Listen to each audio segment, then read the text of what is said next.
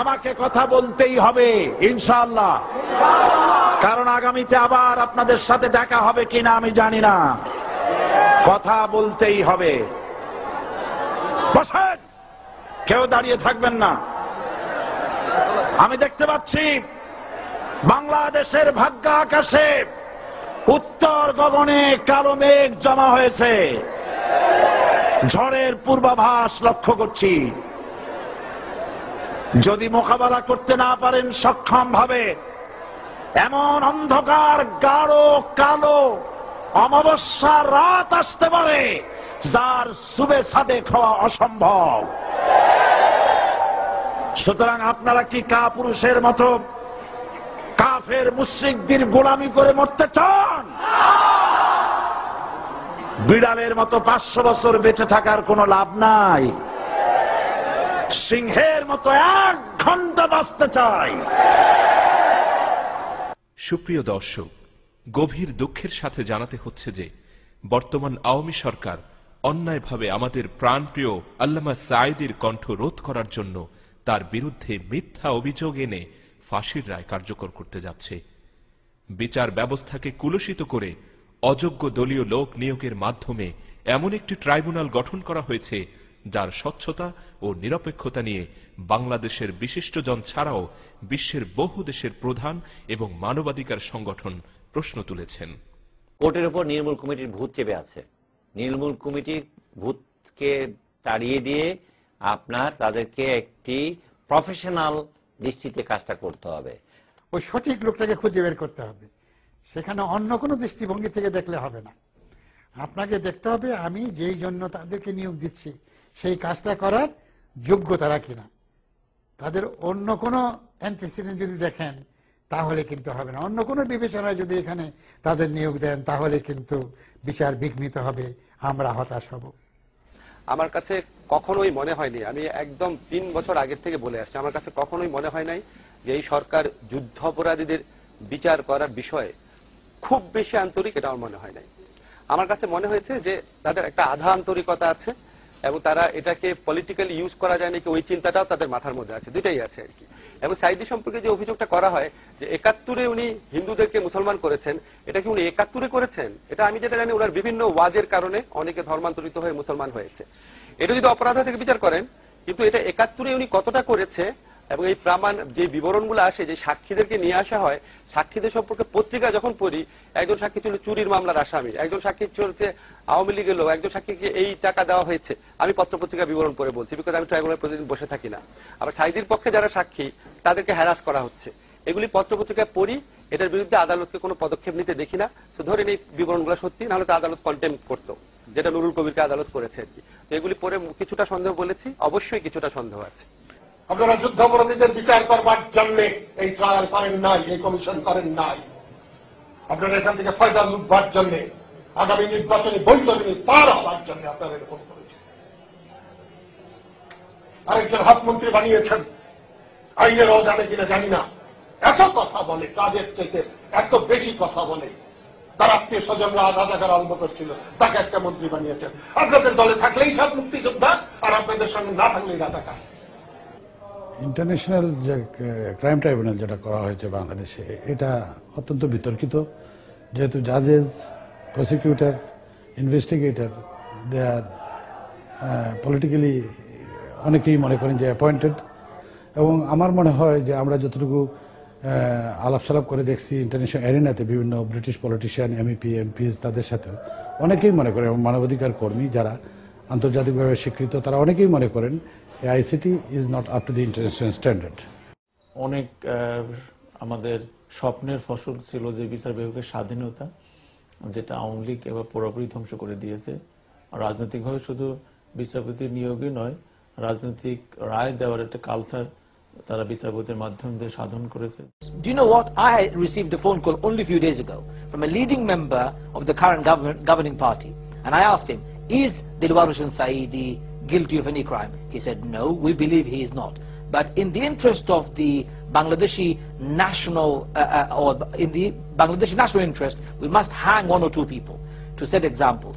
A national court, however, it is trying international crimes. and the Bangladesh government have withdrawn the national rules of evidence and rights from any accused and given them very restricted rights in the War Crimes Tribunal. In fact, they've withdrawn all the constitutional rights to a fair and impartial trial that an ordinary Bangladesh citizen would have. So it's a very unfair War Crimes Tribunal. এই kangaroo tribunal গঠনের কিছুদিন পরেই ব্রিটেনের প্রভাবশালী পত্রিকা the economist ট্রাইব্যুনালের chairman বিচারপতি নাসিম এবং বেলজিয়াম প্রবাসী আহমদ জিয়াউদ্দিনের গোপন কথোপকথন বিশ্বের মানুষের কাছে প্রকাশ করে দেয়। জনপ্রিয় পত্রিকা দৈনিক আমার দেশের মাধ্যমে এই গোপন কথোপকথন সম্পর্কে জানতে পেরে বাংলাদেশের সকল বিবেকবান মানুষ আওয়ামী লীগ সরকার ও ট্রাইব্যুনালের প্রতি তীব্র নিন্দা জানিয়ে অবিলম্বে ষড়যন্ত্রমূলক বিচার বাতিলের জোর দাবি জানায়। যুদ্ধাপরাধী বিচার চাই, সবসময় বলেছি যুদ্ধাপরাধী বিচার চাই, কিন্তু চাই যে আন্তর্জাতিক আইনের মাপে এটা হোক। আজকে আমি যখন খবরটা পড়লাম একদম অনুষ্ঠান শুরু একটু আগে, আমার পিলে চমকে গেল। মানে একদম লিটারালি আমি ভাবলাম যে এটা কি হলো। আন্তর্জাতিক মানবাধিকারের বিচারের ট্রাইব্যুনালের চেয়ারম্যান বলছেন যে সরকার পাগল হয়ে গেছে। তিনি বলছেন যে ছোট মন্ত্রী, বোধহয় মাননীয় আইন প্রতিমন্ত্রী কামরুল ইসলাম সাহেবের রেফার করছেন, বলছে যে একটা রায় দিন। পৃথিবীর কোন গণতান্ত্রিক দেশে এক্সিকিউটিভ ব্রাঞ্চ জুডিশিয়াল ব্রাঞ্চের উপরে প্রভাব বিস্তার করে বলে একটা রায় দিন? সেখানে তো ইমিডিয়েটলি এই আইনের গ্রহণযোগ্য, এই ট্রাইব্যুনালের গ্রহণযোগ্যতা থাকে না। যেখানে আমাদের দেশে বিচার বিভাগ স্বাধীনতা নিশ্চিত করা। যে কথা আমি গত কিছুদিন ধরে বলে এসেছি বিভিন্ন জায়গাতে, যেখানে সরকারি মন্ত্রীরা বলেন যে অমুক দিনের মধ্যে বিচার শেষ হবে, এটা পৃথিবীর কোন দেশে এক্সিকিউটিভ ব্রাঞ্চের কর্মকর্তা এখতিয়ারের মধ্যে থাকে না, আমাদের বলছেন। কিন্তু যেখানে স্কাইপের সংলাপে দেখা গেছে যে ট্রাইব্যুনালের চেয়ারম্যান বলছেন যে ছোট মন্ত্রী বলছে রায় দিয়ে দেন, প্রলোভনের ব্যাপার আছে। আপনার ইয়ের জন্য কিছুদিন আগে, বেশ কিছুদিন আগে এই ট্রাইব্যুনালের একজন বিচারক পদত্যাগ করেছিলেন। তখন কিন্তু বাজারে একটা গুজব হয়েছিল যে তিনি এইসব প্রশ্নে মতভেদের কারণে ট্রাইব্যুনাল থেকে পদত্যাগ করেছেন। অ্যাপিলেট ডিভিশনের একজন বিচারক বলছেন যে আপনি 3টা রায় দিয়ে দেন, আপনাকে অ্যাপিলেট ডিভিশন নিয়ে আসবো। প্রলোভন, একদম আন্তর্জাতিক আইনের একদম নবীনতম ছাত্রটি আপনাকে বলবে এটা প্রলোভন। বলা হচ্ছে আপনি 3টা রায় দেন, আপনাকে অ্যাপিলেট ডিভিশন নিয়ে আসবো। চেয়ারম্যান বলছেন আপনি আনবেন তো আমাকে? তদবির। গভর্নমেন্ট গেছে পাগল হইয়া, তারা একটা রায় চায়। সায়েদির জাজমেন্টের একটা রাফ স্কেচ তৈরি করা হয়েছে, স্ট্রাকচারটা কি হতে পারে হয়তো বা কাল আমি আপনাকে পাঠাবো জাস্ট টু দেখার জন্য। এই স্ট্রাকচারটা তেমন ভাবে করেছি আমরা, তাতে খুব বেশি কষ্ট হবে না আপনার। তারপরে বলেছে আইনমন্ত্রীকে আমি বলেছি, ওই পাশে যার সঙ্গে কথা হয়েছে, আইনমন্ত্রী রাজি হলেই হবে। এই যে কথাবার্তাগুলো বিচার করবেন বিচারপতি, বিচারপতির তো এত কথাবার্তা, আইনমন্ত্রী কি চাচ্ছেন, আবার বিচারপতি সেখানে নিজেমূলক সাহেব বলেছেন ছোট মন্ত্রী তো এটা চাচ্ছেন না, তারা একটা রায় চাচ্ছেন। এবং একদম ইনভার্টেড কমা দিয়ে প্রতিবেদকের নাম দিয়ে কিন্তু লেখা হয়েছে, এবং এই প্রতিবেদক এই সরকারের আমলে কারাদণ্ড ভোগ করেছে অলিউল্লাহ নোমান।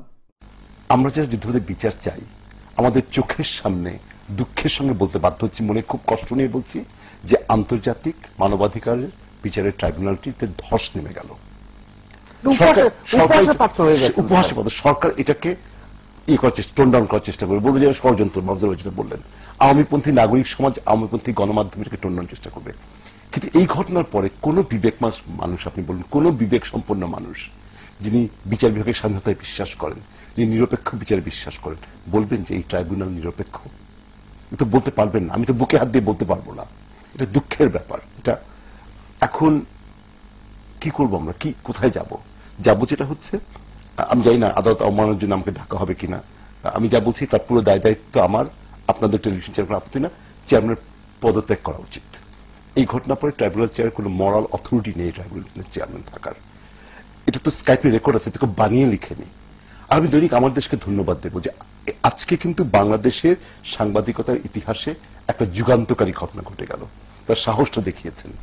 এবং যদি বাংলাদেশের সাংবাদিকতার ইতিহাস লেখা হয় কোনদিন, আজকের পত্রিকাটির এই প্রথম পৃষ্ঠে হেডিংটি সেখানে থাকবে, এবার কোনো সন্দেহ নেই। ট্রাইব্যুনালের একজন চেয়ারম্যান তিনি কি বললেন যে সরকার আমার কাছে যেন ভাবে একটা রায় চায়। তিনি কি বললেন যে সরকার আমাকে বলছে যে একটা রায় দিয়ে দিলে, 3টা রায় দিয়ে দিলে আমাকে অ্যাপিলেট ডিভিশনে নিয়ে যাবে।